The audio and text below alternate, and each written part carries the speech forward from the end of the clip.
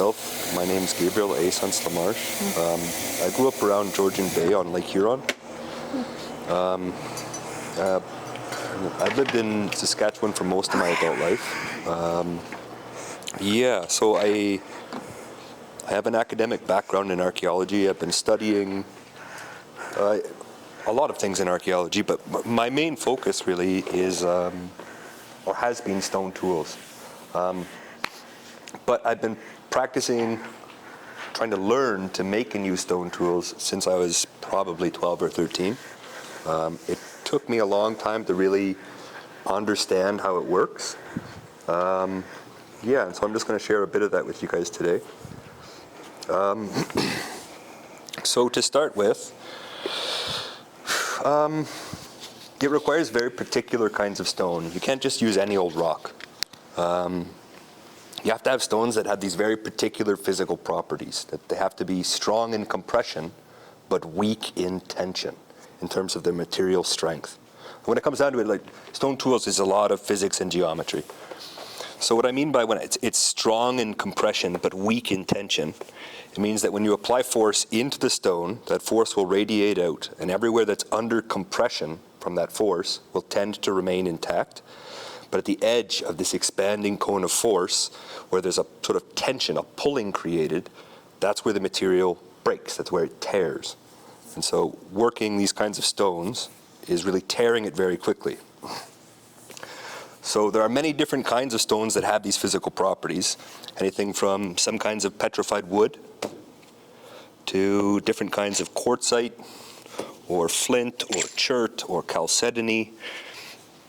There's lots of different materials that have these properties, but they're often few and far between. So in the past, people would trade or travel long distances to get good stuff that had these physical properties. I'm probably going to be mostly working with this material today, just because it's a little bit shinier and easy. It'll be easier to see what I'm doing when you start to see these larger pieces come off. So obsidian was used a little bit in the past in this area. Obsidian forms in volcanic areas. It's when lava cools down so quickly it freezes into a natural glass. We don't have any volcanoes around here. The nearest one is 1,000 kilometers that way in Yellowstone, right? So when people in the past here were using obsidian, most of it came from that way. That's a long way to carry a rock, right? But people would use these trade routes, especially flowing down the rivers, to transport it. So again, going back to that physical property about this cone of force and tension and compression. Okay, so anytime I apply force into the stone, I'm always doing it away from my own eyes because eyeballs don't grow back. So it doesn't really look like much. I'm just striking down. Okay, and you can see. Determine which rock is harder. Harder? Well, I'm thinking that rock that you're hitting it with must be harder than what you're hitting because it's chipping it off. Yeah, exactly. So that's one thing, yeah. So, I mean, I recognize this is a piece of granite, and I know granite is quite hard. So I have other pieces of granite here. Limestone is much softer, and it can produce a different kind of flake later on. When it comes to doing small, more delicate thinning flakes, I'll start switching to different tools, softer stones like limestone or sandstone. And as well, I'll start switching to antler. And it seems sometimes counterintuitive to think antler can break rock. But again, it comes down to that tensile and compressive strength. Deer clash with them. They have incredible resistance to impact. And so they're able to tear across the stone. Yeah. And so as an example there of that like expanding cone of force, I struck down almost straight down into this piece, but then that force radiated out across the whole face of it. Yeah. And so I have to start thinking in my head about how the flakes can travel across this face, right? And I have to sort of map out the potential flakes that can be created and think about the angle of that. And I have to map that angle in my head, turn it away from my actual eyes, but keep track of it in my mind's eye, and then picture 55 degrees offset from that, And that's where I need to hit. Yeah, and so yeah. Making stone tools is not just random thrashing and bashing. No. It takes quite a bit of planning and forethought. And so sometimes it might just look just like I'm hitting away, but every time I'm having a look at that angle, that convexity, and then I turn it away from my eyes and keep track of what that angle and that convexity looked like and where I would need to strike to then generate the next fracture. So I'm going to try to work this thing down into something like a lanceolate spear point, like we might call an agate basin type point in this area. Yeah. So you putting this on the end of your spear? Yeah, in the end. Is Yeah. that what you're wanting to do, is a sort of a spearhead look? Sort of. Sort of? Yeah. You will see that start to emerge in this. Although one thing to keep track in this, so sometimes people have this perception that making and using stone tools is just an attempt to get a sharp thing on the end of a stick. But every single flake that comes off, I should be careful. Okay, I'm gonna get a slightly larger one. Every single flake that comes off is already as sharp as a razor. Okay. Yeah, maybe I can shave with this one. See if I get the angle right, not cut myself too bad. Right? Yeah, so it is shaving the hair there. So if you just want to get a sharp thing on the end of a stick, you can tie this on the end of a stick, right? That's not what people did. People weren't just trying to get a sharp thing on the end of a stick. So when people made their tools, they really poured a lot of care and attention into the symmetry, and not just the symmetry in one outline, but also in all three axes. People really went far above and beyond what was required to just have a sharp thing, to just have a sharp tool. Now, when people made these spear points or arrowheads, they were pieces of art, right? People poured a lot of care and attention into them. Sometimes they can take hours to make, right? And it doesn't take long to make a sharp thing. Yeah. So that's one thing that I think, if you take nothing else away from tonight, just that these artifacts that we find in the ground, that they're more than just a bare utilitarian tool. Yeah. Okay. Take off a few more here. There we go. So as I'm working this, right, I also have to be careful about where I'm putting my hands. Because again, every single one of these that comes off is quite sharp.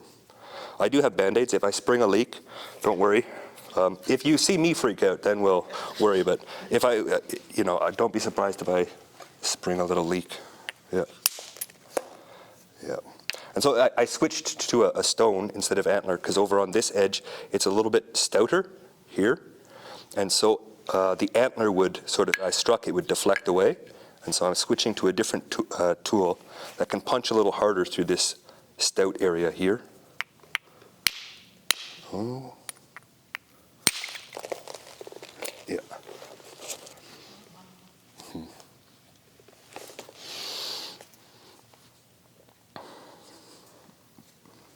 And again, I'm sort of mapping out the shape and curvature of this. So that last strike left a little bit of a ridge here. I won't be able to take any more flakes in this direction with that ridge there. I'm going to have to come back the other way and clean it from here. Yeah, so it's a little bit like a three-dimensional puzzle, right? Where did you get that rock that you're working? This one, okay. So this one comes from a dormant volcano in Oregon, known as Glass Butte. I know an old fellow that lives nearby that mountain, and he collected it there. Yeah.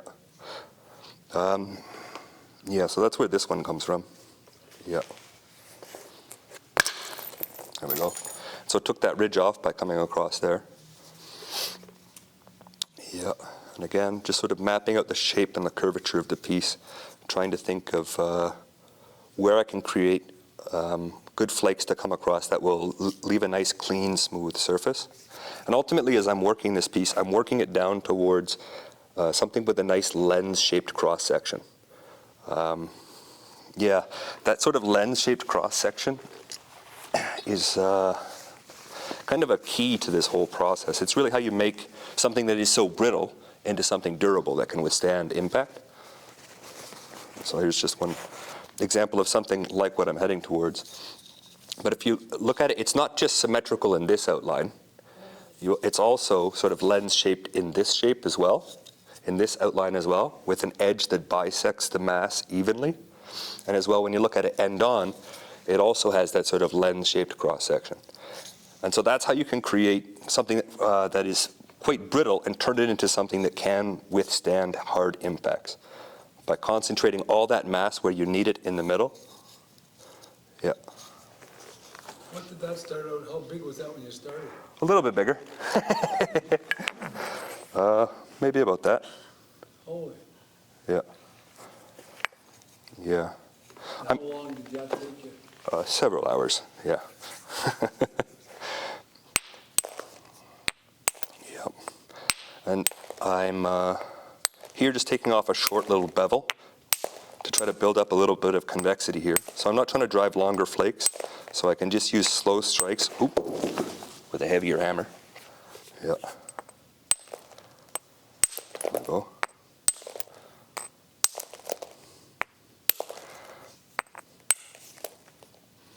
Okay. And then I'm going to abrade the edge and use a piece of sandstone to abrade the edge to make it quite stout so that it can absorb more force when I strike it. It will absorb more force before the fracture actually initiates.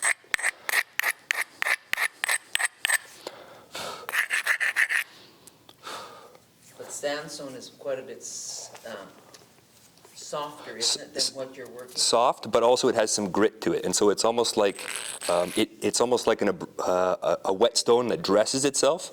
That as it wears down, it exposes new grains, and so it maintains its sort of abrasive quality. Yeah. Okay. And I'm going to try to aim for this spot or this spot. This will be plan B, that's plan A. I'm going to try to drive across.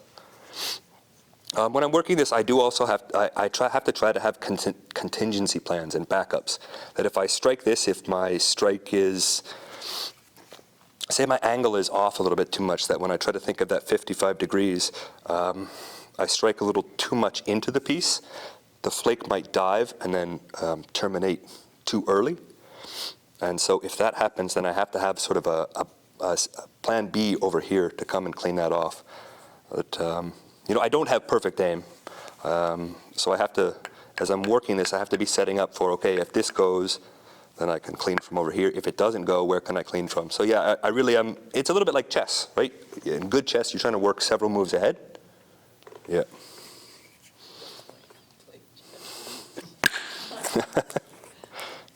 There we go.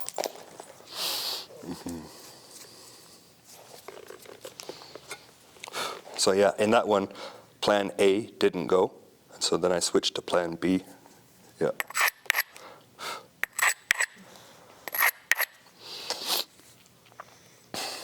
Yeah.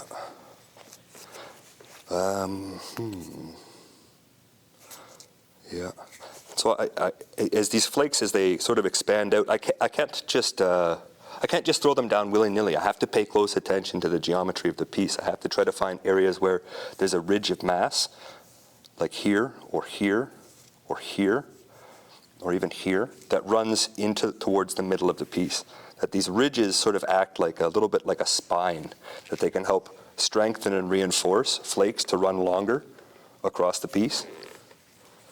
Yeah. And as I'm going, I have to try to keep spacing out my flakes to leave these ridges in between to set up for the later series of flakes that I'm going to come back and remove from there. Is there a grain in that you have to watch for? No, it's totally homogeneous. That's one of the things about it, that in any of these stones, you don't want it to have a grain. You want it to be absolutely reactive to the angle you apply force into it from, so that, if you tweak your angle 5 degrees this way, it'll tweak how the flake travels 5 degrees. Yeah. Sometimes with petrified wood, you will find that it does have a grain and it's not totally homogeneous. And there's a reason you don't find many large pieces made out of petrified wood, just because it's almost impossible to work larger pieces, but you tend to find a lot of, say, smaller arrowheads around the size of your thumbnail. Yeah.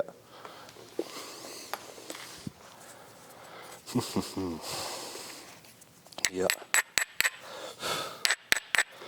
Take a few more. I might speed up a bit. So you can also switch to copper. Copper is another one, another material that works really well. You know, we think of copper as a totally modern material.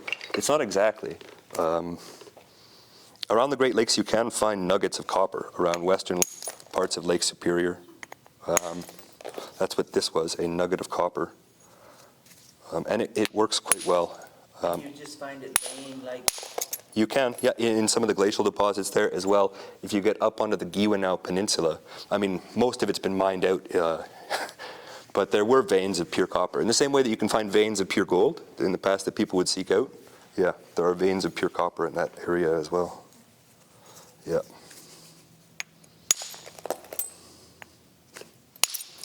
Yeah. And so, yeah, again, every single one of these flakes that comes off is as sharp as a razor. Yeah.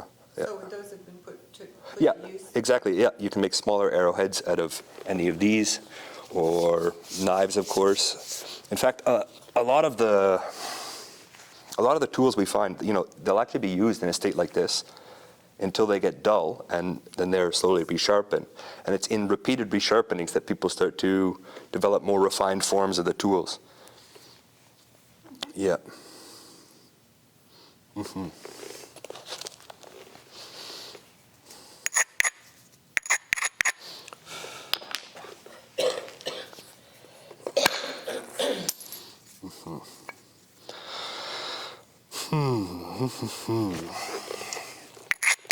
So I've been mostly working out on this side, just trying to work this face down towards the other face.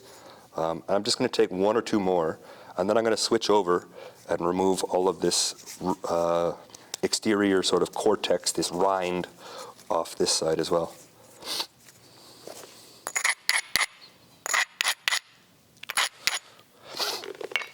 I'm just going to take one or two small flakes here to guide a larger flake. I'm just removing a little bit of the mass from here to help guide and channel the flake in towards the middle to remove this mass here.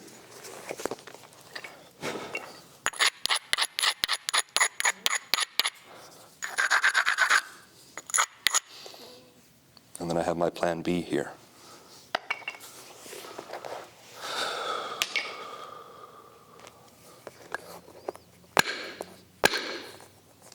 Let me have to switch to moose. Moose is a little bit, yeah, so even when it comes to the antlers, yeah, different animals have different qualities in their antler.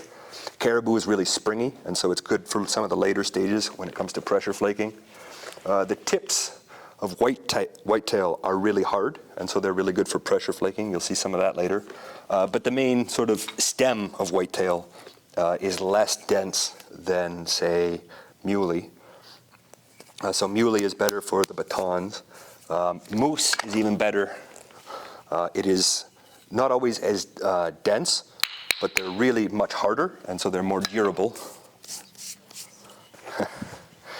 Yeah.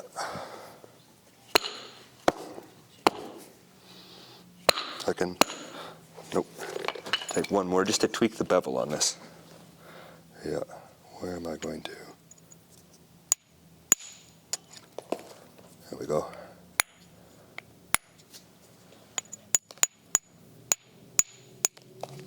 Okay.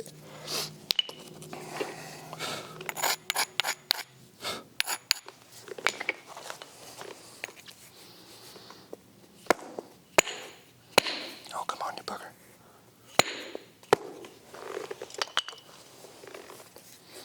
I don't want to switch. There we go. Okay. Yeah, I probably overground that platform, made it a little bit too stout, so that's, yeah. Even when it comes to the amount of grinding, that platform, that spot on the edge that I chose to strike it at, even when it comes to the amount of grinding you do, you have to vary it depending on which sort of tool you're going to hit it with. With antler, because it has a little bit more give to it. If you abrade the area too much, it has a hard time sort of punching through it.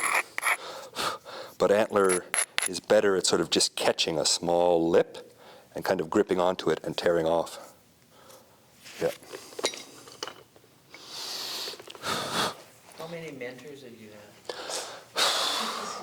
had? Well, sometimes I say I taught myself. The truth is I've learned a lot of different techniques from other stoneworkers along the way. There's a fellow who lives in Swan River, Manitoba. His name is Gabriel.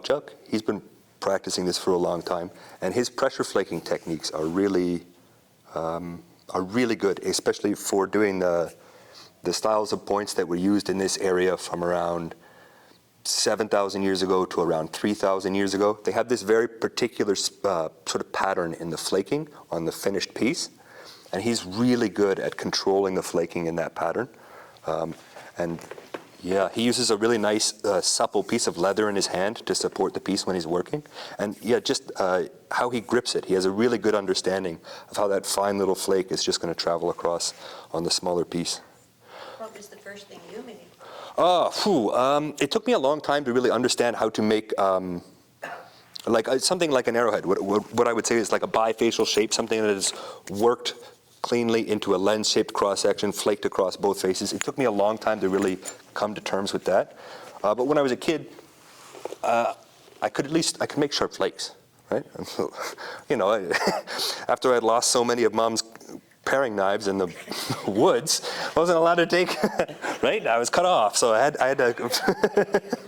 to find an alternative, right? I wasn't going to stop making sharp sticks or forks or chasing small furry animals, right?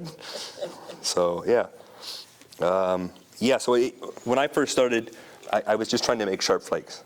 Yeah, I didn't really understand balancing the geometry of trying to work this more complex form with many, many, many flakes. Maybe I'll just actually pass this around just so you can see. Okay, so on these you'll see that there's a whole series of flakes totally covering both faces that are removed from the edge, right? Yeah.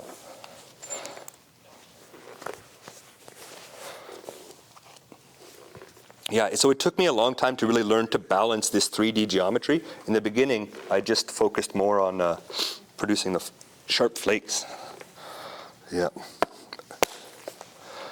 The first example like this that I was able to sort of make, like this sort of very sort of crude, sort of like hand axe thing, I brought it to a workshop one time that I was teaching some youngsters how to do this, and somehow it wound up in the raw material pile and someone pounded it into gravel. But yeah, it happens. It's okay. It happens. They learned something. That's what it's all about. Yeah.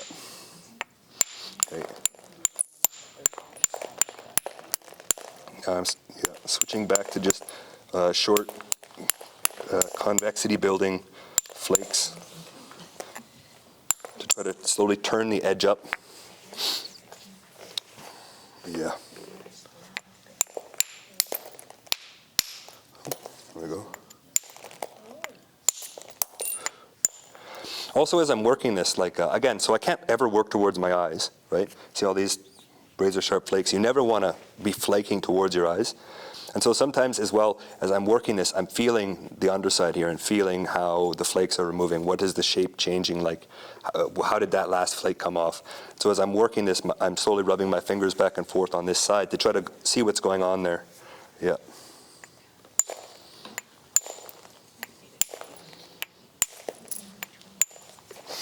Okay.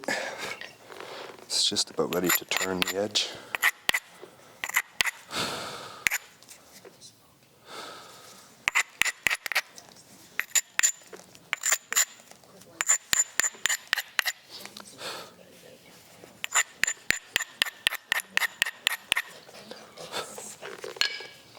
What is this made from?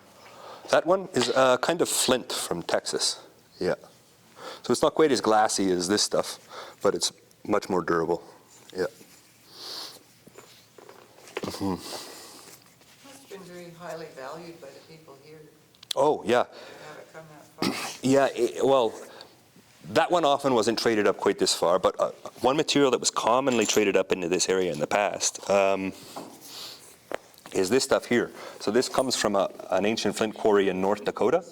It's called Knife River Flint, and the river, like Knife River, it's named after all the pieces people made from it, yeah. And so it doesn't really look like much, but it also has this sort of fracture pattern, just like glass. And it produces very, very sharp tools. So even the oldest, earliest points we find in Saskatchewan, almost all of them are made out of this material, right? Traded up hundreds of kilometers from the south, yeah. So even, yeah, as the first people moved up into Saskatchewan, yeah, they were already bringing and establishing these long-distance trade routes with them. Yeah.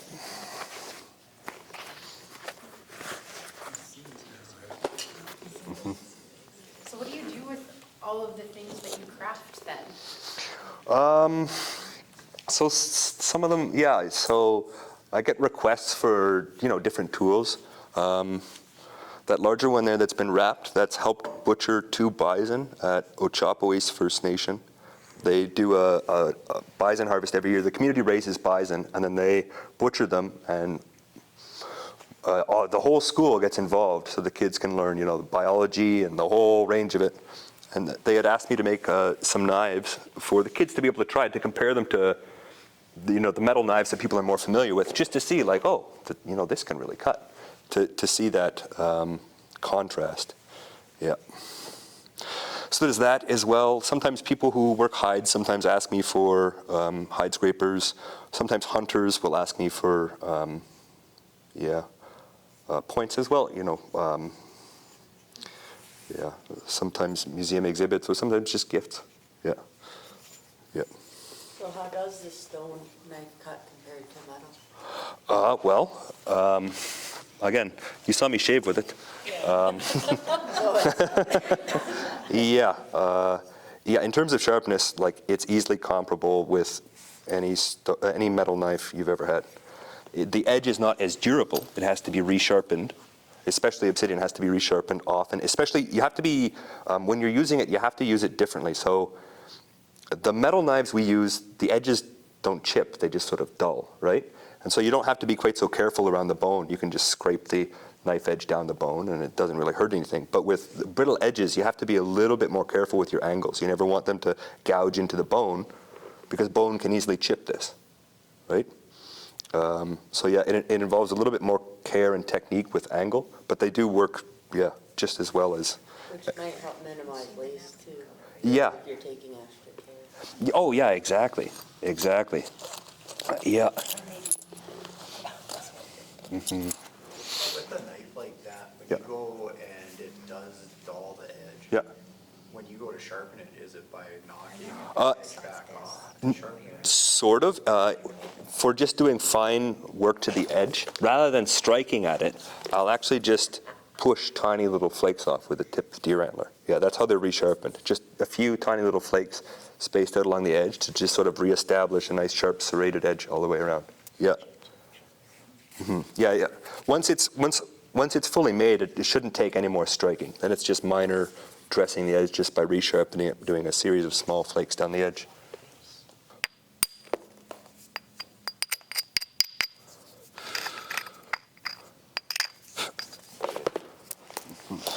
If you have any more questions as we're going along, by all means, blurt them out. Yeah. Do you have a plan Z for if it just shatters? Oh, of course, you make 2. Yeah, if it snaps in half, now look, I made 2. Yeah. Can't imagine. I mean, it came all the way from Yellowstone. Oh, exactly. And then you messed it up.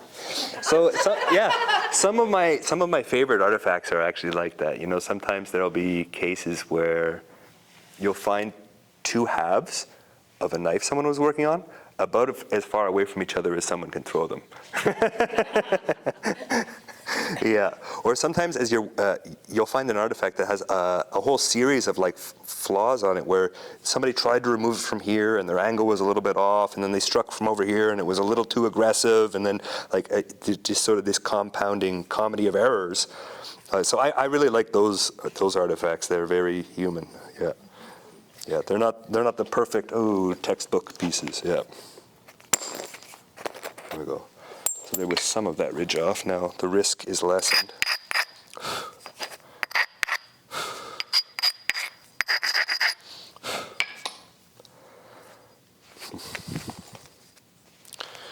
Another thing, as I'm working this piece, I'm always spreading out my hand to support the whole length of the piece, that I'm not just holding it on one end and hitting it over here, because as it bobs, even the shock of that can snap it in half if it's in this sort of vulnerable state with all this mass here and then a narrowness here. And so as I'm working it, I have to support the length of the piece, spread out my hand to control that sort of shock. Yeah. Let's try a different lap pad. Oh, something a little denser.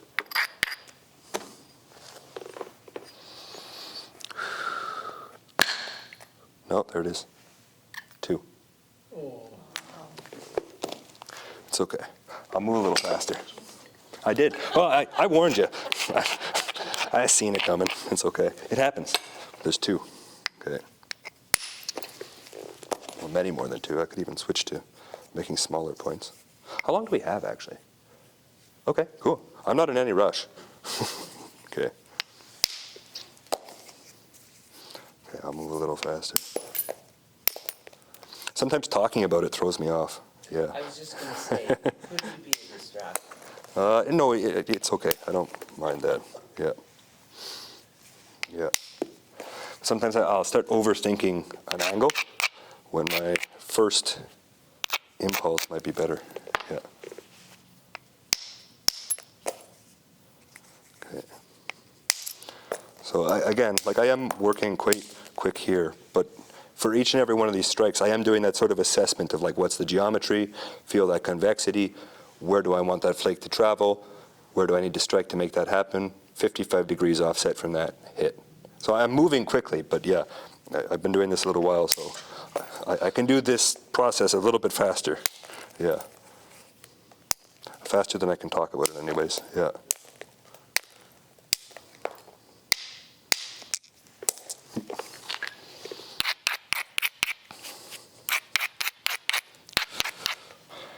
Maybe I will instead go for something more like a shorter Clovis point. Yeah. So there's this, this perception we have about the march of technology and progress, and that things get more refined over time. When it comes to stone tools, that's not so much the case. At least in my opinion, the most sophisticated stone tools were made between about 12,000 and 10,000 years ago, in this part of the world anyways, right at the end of the last ice age. This is a time where people poured a lot of care and attention into their tools. People were very much sort of obsessed with symmetry and flaking patterns, and getting everything dialed in. And try to think about how do we explain that, right? How is it that these people had so much more put into some of their stone tools? I think. They didn't have to pay bills. Well, exactly, right? Yeah, this was before the invention of agriculture, even before the invention of bow and arrow, even before the invention of pottery. And so it was really all about that hunt with that spear point.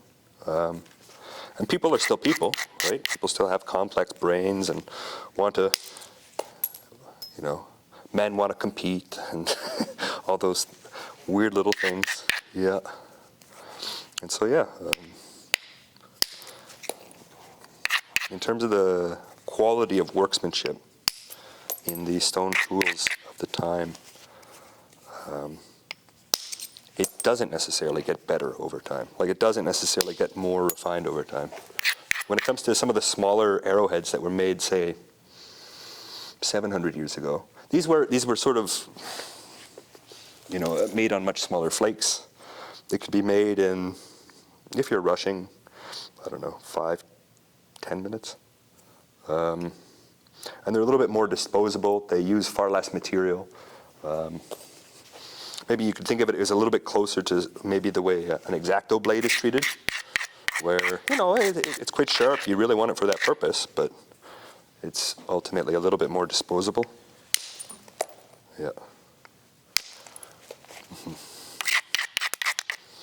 Whereas the earlier points were very much designed to be reused.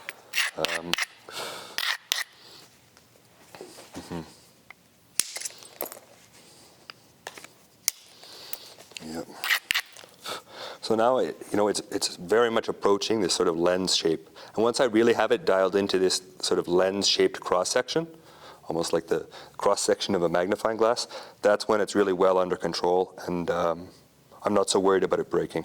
Once you really have that symmetry, then you can just very consistently work around nice patterned removals, slowly reducing it down, thinning it out, and making it more pointy.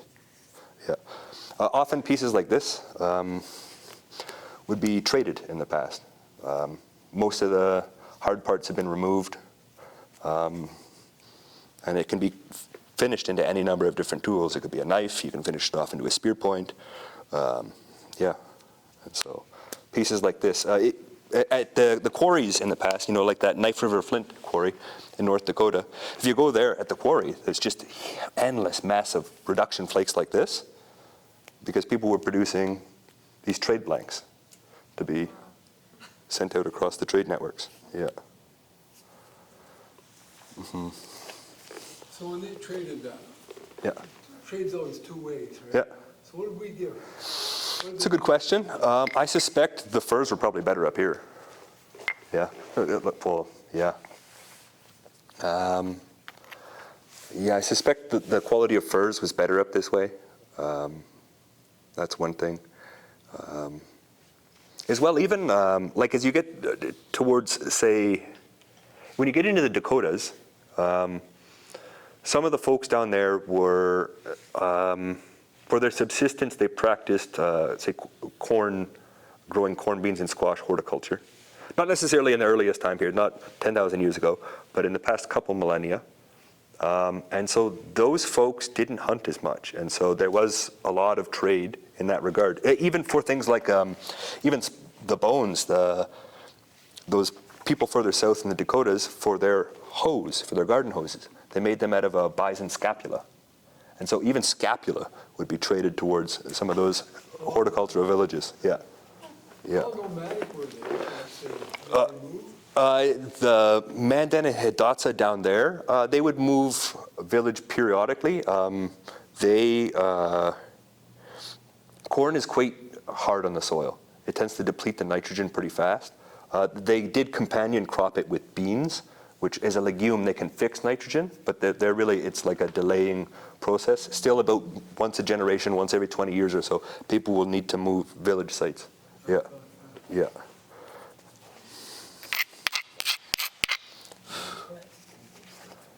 Oh, I did spring a little. No, that's fine.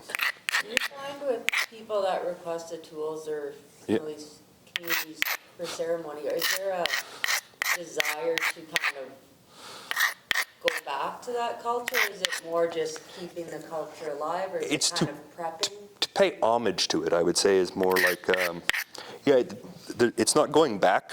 It's just understanding. That's how I'd put it. Yeah. That a lot of the, say, during that, they also had folks there with quite an impressive spread of modern butcher tools, right?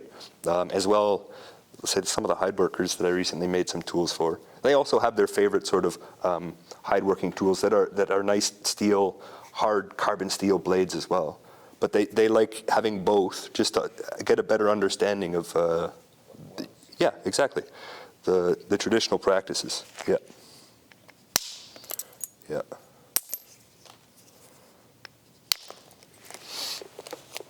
Yeah.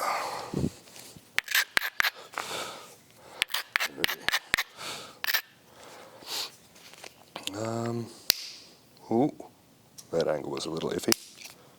Okay, it's okay. Yeah, sometimes even in the sound of it, I can hear like, ooh, that was. Yeah, often right before it'll break, I'll hear a ping, and that's my warning. That first hit, when ping, it's like ooh. Yeah. Yeah. Okay. So most of the thinning here is done, so I can soon switch to shaping more of the outline profile. Yeah. Okay. One more. Okay. So even just that little spot I wanted to hit here on the edge, it's a little bit too close to 90 degrees. It's probably, right in there, right about 80, 75 degrees.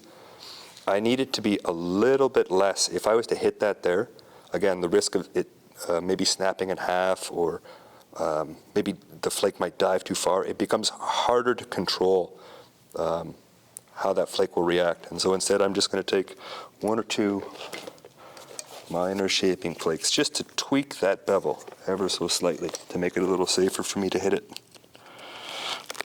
There we go.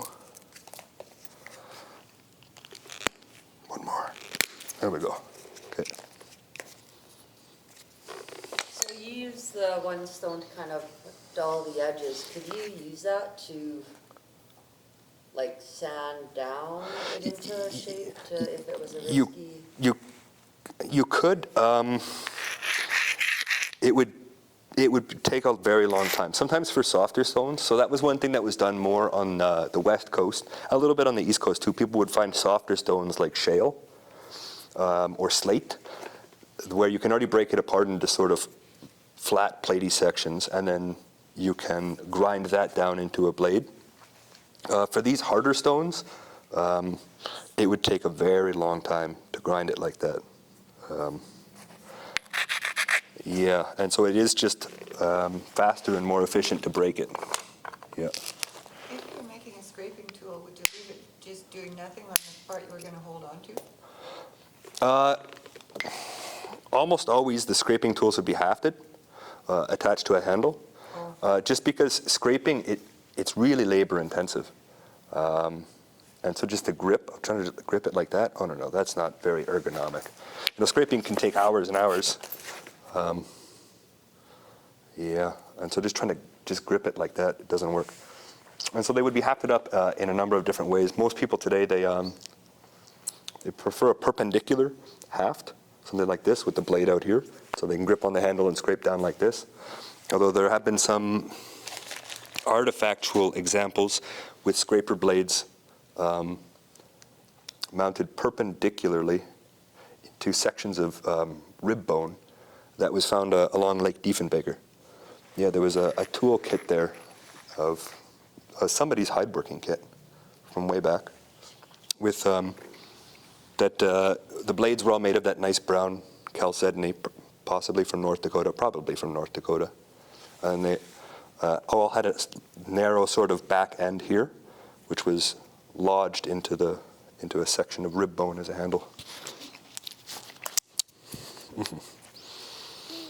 Okay. Okay.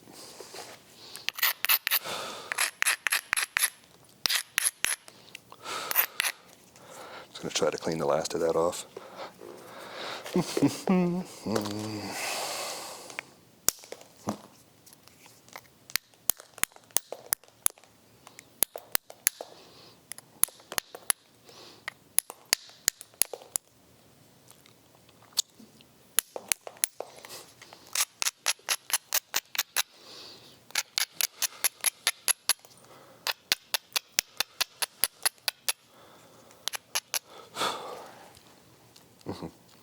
So all I was doing there, again, just setting up this little short bevel that will allow me to run a series of flakes down here, ultimately cleaning that off, but a few more there.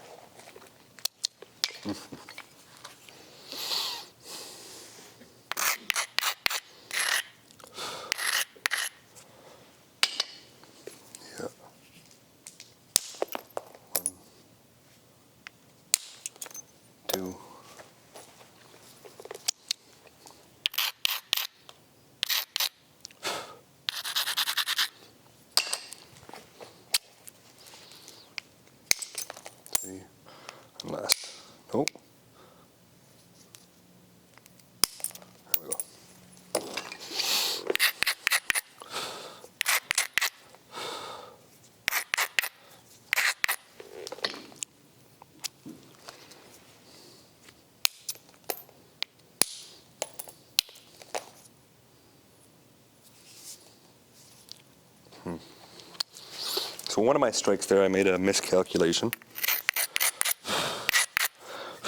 The flake started to run here, and I was aiming it a little bit too much this way. I should have been aiming it slightly more this way.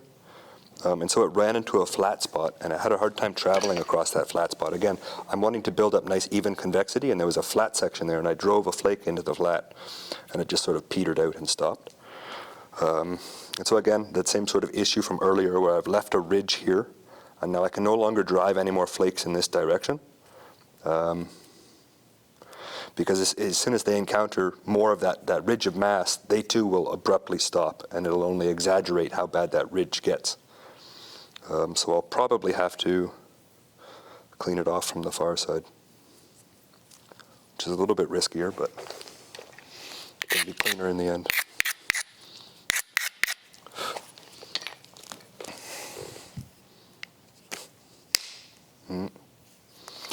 That one crushed.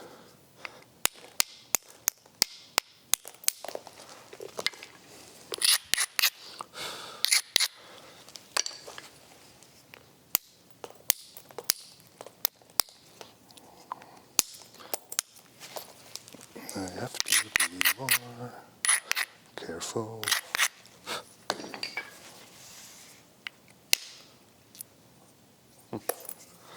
Not quite. Well, get at it a different way. Now I'm on to plan D. Okay. There we go. Okay, got it. Okay, I might just pass this around. Let's just have a little look at this before I throw a banderito on. Here we go. Oh. Okay.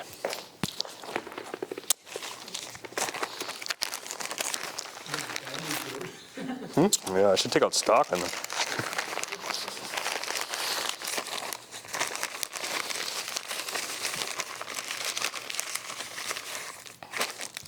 So was it the edge that cut you, or was it when it was flaking off that it?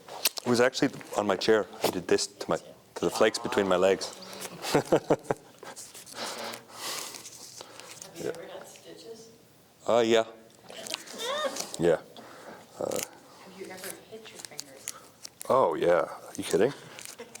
In fact, there's even a technique that I use quite a bit where you have this innate sense of your body posture. It's called proprioception. You know, even if you close your eyes, you still know my arm's here, now my arm's here, right? You have this innate sense of body posture. You can use that a little bit to your advantage.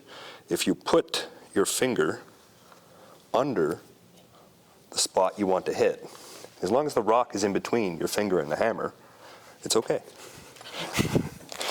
Yeah, you aim for your finger. As long as the rock is there first, it's okay. When we were kids, we used to get rocks. Yeah. Like we lived along the river, we used Oh. to pick up rocks. My dad had one of those grinders by hand. Oh, We used to try and make arrowheads. Oh my God. We never ever did achieve anything. We used to find them and say, how did you do that? yep.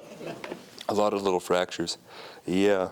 Okay, the other thing, we out here in the West, we sometimes get, we used to call them balls. Sure, yeah. A rock and they had a kind of groove all over.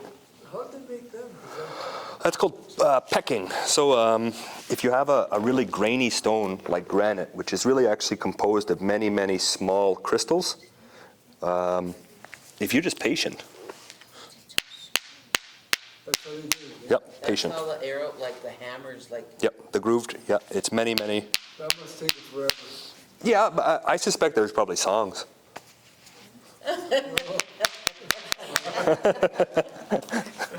Could be a fun time. Yeah, yeah, it does take time, but you'd be surprised. You can tap one out in, like some of the, just a rough, simple mull, you can tap one out in, I don't know, half an hour. Yeah, it's not so bad. And using a rock of the same. Similar or harder. So you would never want to use you would never want to use something like limestone. That's too soft. You'd want to use something maybe like quartzite is really good for this. Yeah. Quartzite is like silicified. It's like sandstone that's been so compressed that the grains almost disappear. Yeah. Let's see, I'll try to quickly finish that. And then maybe I'll make it. I've collected arrowheads, and we can walk along with wherever the Yeah. wind goes. But I've always wondered, geez, when you put that kind of work into it, wouldn't you chase it down and hunt it? Oh, yeah. Yeah. And how So, do you just all of a sudden hit the ground, you know, like that? people miss, right? Even if I missed, People- I'd chase it down. Oh, sometimes you miss and you get lost it in the grass. That's because it disappears in the grass, and often they leave it slide along the ground for a while. Oh yeah. I don't think people regularly gave up on them. Yeah. Yeah. Yeah. And a lot of the ones we do find, often they've been considerably resharpened. Often they have been used and reused several times. Yeah. You could tell if they've been resharpened. Often, yeah. Not always, but often, yeah. Yeah. And where did you start out in archaeology? Here, yeah. Although, no, okay, so I started formally studying at university here. I did have some experiences Here as in Saskatoon? at Saskatoon, yeah. I did have some experiences back east when I was younger. When I was about 12 or 13, there was an archaeological dig on an island that used to be a part of my mom's family's reserve. And I got a chance to participate in that. I was actually going through their already sifted pile, and I'd find tiny little things. And then I was running around showing the elders, look what the archaeologists missed. And so they're like, okay, kid, you get in here. We're putting you to work. You're sifting. So that was my start, yeah. Yeah.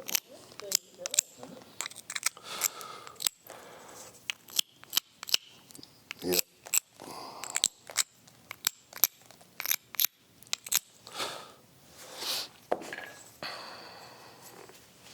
Just a few more. Okay. And then for Clovis points, they would, they didn't make notches in them. During the earliest time periods, people didn't really make notches. Instead, they would sort of shape the base in such a way that it would sort of socket in. And so I'm going to try to drive a flake up from the base to create this nice sort of flute groove up the middle that can be used to assist with the hafting. And so I just have to create the geometry here to help channel that flute flake. So I'm going to try to set up sort of a ridge that runs through the middle, just right here near the base, just to help guide that flute a little bit. Yeah, right there. I'm gonna switch to using pressure now because I need a little bit more control as I'm working. Striking is just a little too random in this next stage.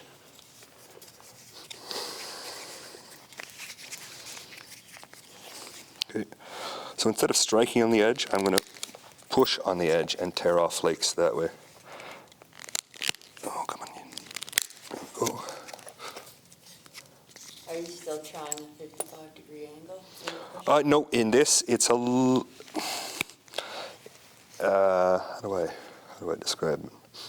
No, it's more like I'm pushing straight down, more or less in line with the angle I want it to travel. At least that's sort of like the vector where the force is going. Sometimes in order to get it to initiate, I do have to sort of push down a little bit to get that fracture to start. And then it tears across fairly quickly, and I have to try to keep that force in line. Here we go.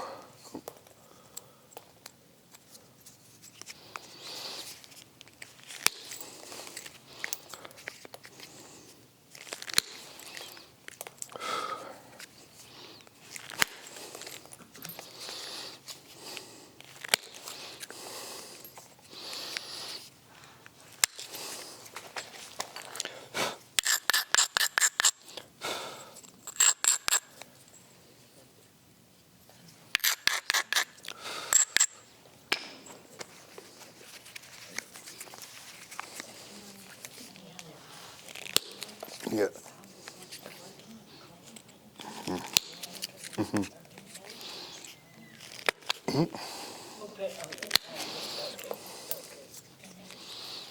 So I have a grandson that's Mm-hmm. goofy about hunting, and I see all those bones, and I see all the sheds that show up around. Yeah, exactly. That, I mean, could he be an entrepreneur of some kind? Maybe. There's just so many of them, I mean, if you mean like a market of selling them, the main antler market right now is dog chew toys. Yeah, cut them up for dog chews. That's the main. so when they're old or when they're fresh? Dogs like them better when they're fresh. Fresh, yeah, I was gonna say, like some of the ones that are kicking around there. Yeah, My dog doesn't care how old it is. She just wants to chew on it. yeah. And she doesn't care how big it is or how little it is. She'll drag it around, and our dog is a 7-pound monkey.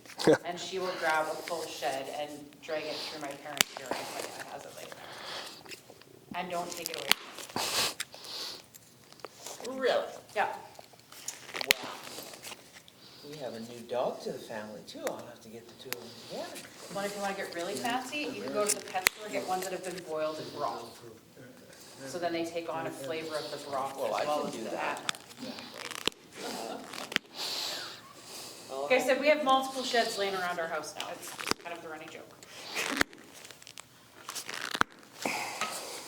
The whole deer is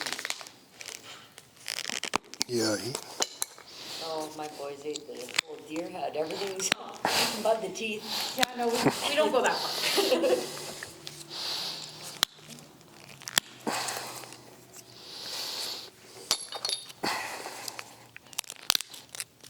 yeah. I'm going to see as I'm working, I'm like curling up on myself. So I am tearing the stone, really, right? And why would I struggle like that when I can just get low and work between my legs? Your legs are so much stronger than your arms, and so I'm generating a lot of that inward force with my legs. Tool you were just using, is that aluminum? It's aluminum handle. It has a copper tip on it. Yeah. I got that from a machinist friend. I gave him a few lessons in how to do this, and in return he made that for me. Yeah. There it is. So I got a bit of a groove. We'll see how this goes. Not a groove, a bit of a ridge to hopefully create the groove. Okay. Just going to try one or two more. A little bit more. Help. You've ever attached a spear head to a spear? Oh, yeah. What did they use, leather? Sinew, animal tendon. Sinew? Yeah. That out of us. But in, deer and moose and elk, they have those really long ankle bones that the hunters today just cut off and throw away. But running down at the back of those bones is a really nice long strand of pure sinew. And so you can take it, cut it out, lay it out, let it dry, and then you can pound it up between two rocks, and it separates into many, many fibers. And you take some of these fibers and you chew on them, and the enzymes in your saliva will start to break down a little bit of the protein in the tendon, and then you wrap it on the thing, and as it dries, so the protein bonds will reform and it'll stick to itself, and as it dries, it'll shrink and cinch really tight. And so you don't even have to tie a knot in it. Yeah. Wow. Yeah. We tried tying it with leather. It never worked.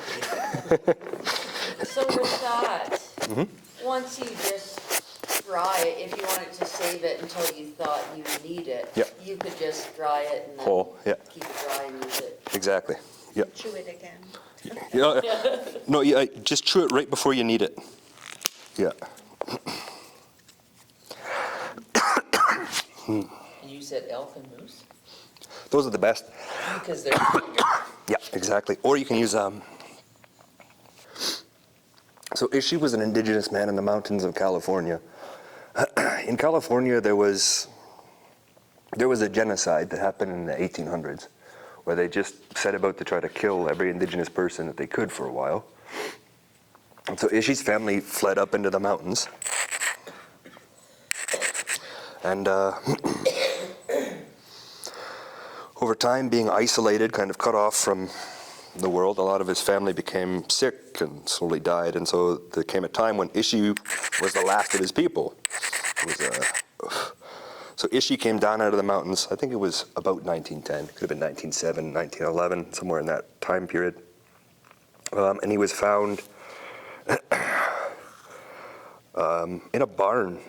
And at first he was arrested, and then he was eventually brought to the University of California, where the anthropologists there made a lot of recordings about him. She didn't speak any English, but he had lived basically a lifestyle like something from 15 generations earlier.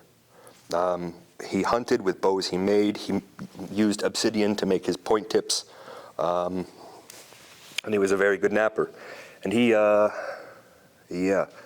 so his language, most people, pretty well everybody that spoke his language had died out, but just north of him, just north of where he was found, there was another indigenous nation that they spoke a related language, kind of like in the way maybe Spanish and Italian are related, or Polish and Ukrainian, where you can kind of understand.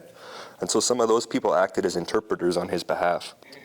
And so he was able to communicate with the anthropologists there at the university, and they made many recordings of him.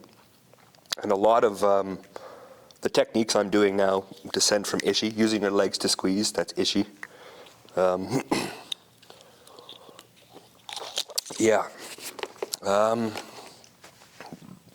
Ishi was one. There was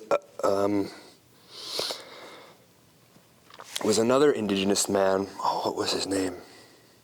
Mac Tussinger. He was a Huron Wendat man in Oklahoma, and he was a good flint knapper, but he denied that he was a flint napper.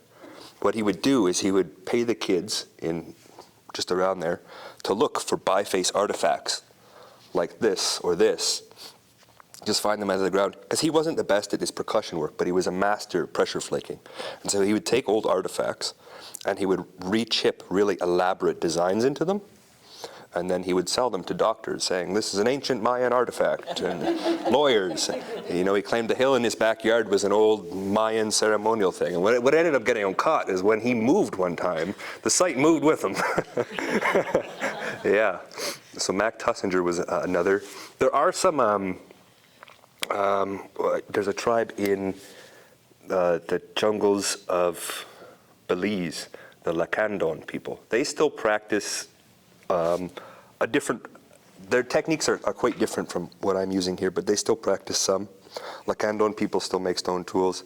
Well, even like some of the stone tools are still used. When I was a kid, I asked my elders to teach me about this, and they said, well, I can't really teach you very much about that.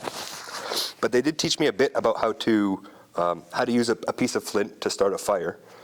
It does work. Well, yeah, you have to have the right striker, but yeah. I wonder, did I bring it in? Yeah.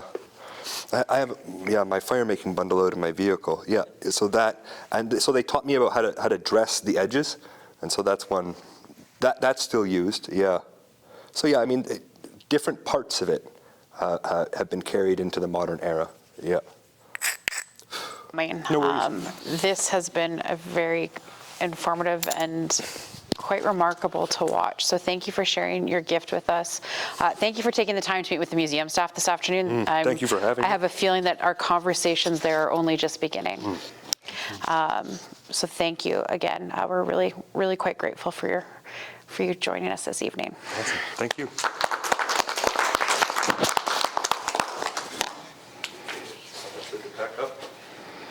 If you guys want to keep a piece, you're welcome to. You mind if I- Oh, yeah.